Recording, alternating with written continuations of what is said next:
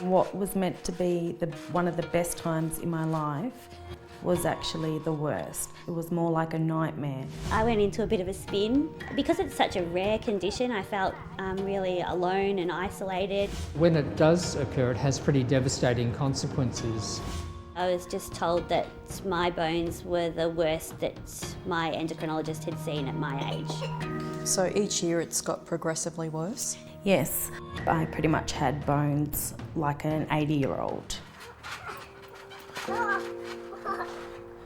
Lauren Burns is 28 years old, yet crippled by a disease more often associated with the elderly.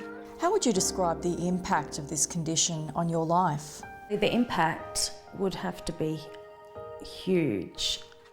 The Gold Coast mother of two has osteoporosis, not caused by age or lifestyle factors, but simply because she was pregnant. I had to go 6 months with significant pain, and basically every doctor telling me, you know, it's postnatal depression that you're going through. The disease took hold when Lauren was 25 years old and expecting her second son, Ben. She had no idea her bones were being severely drained of calcium. 2 months after I had him, I was actually carrying the baby capsule out of the car, and I felt my back pull, and I didn't think much of it at that time.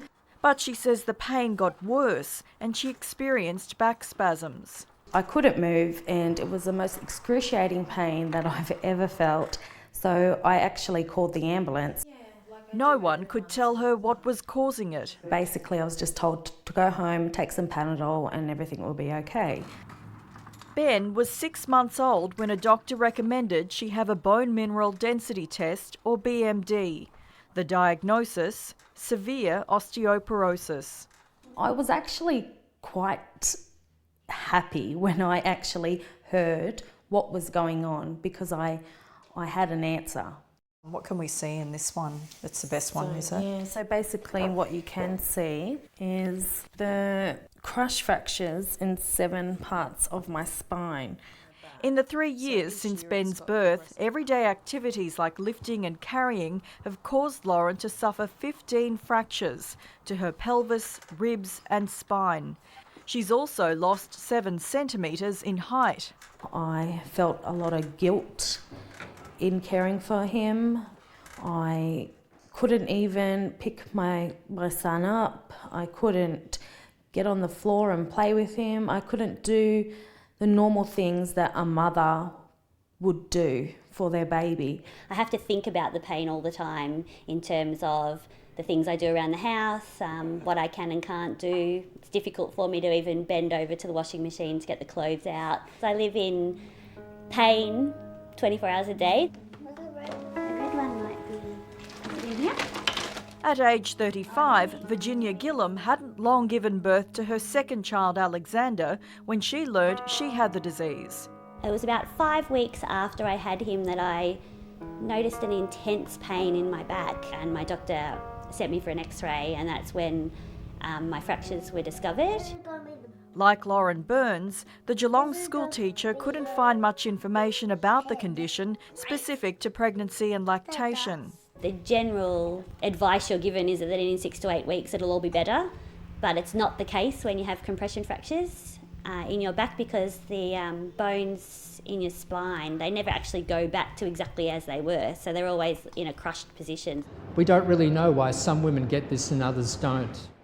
Endocrinologist Professor Peter Ebling says the condition affects fewer than 1 in 1,000 pregnancies. It is uncommon, but I suspect that there's an imbalance of the calcium regulating hormones, including parathyroid hormone related protein, and I was on the team that discovered that hormone, as well as the vitamin D systems. Most women having a pregnancy and breastfeeding, they'll lose bone mass, but they'll regain it when they stop breastfeeding.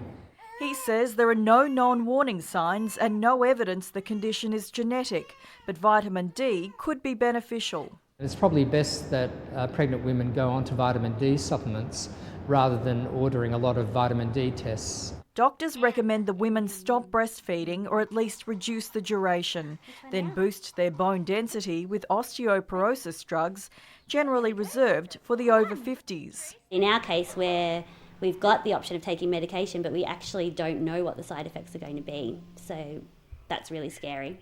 Overall, these drugs, the benefits of treatment far outweigh the risks.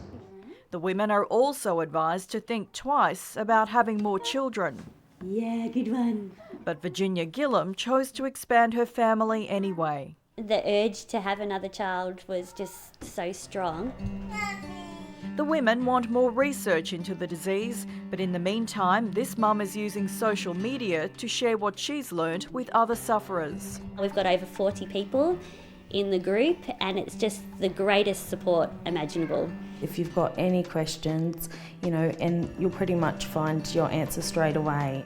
And both women hope by volunteering to take part in this story, it'll help raise awareness of the little known but debilitating condition. There must be women out there who are experiencing this that are in a lot of pain, but they don't know what it is. It would be great if people didn't have to go through months of pain before knowing what's actually going on with their body. I hate the thought of it happening to someone else.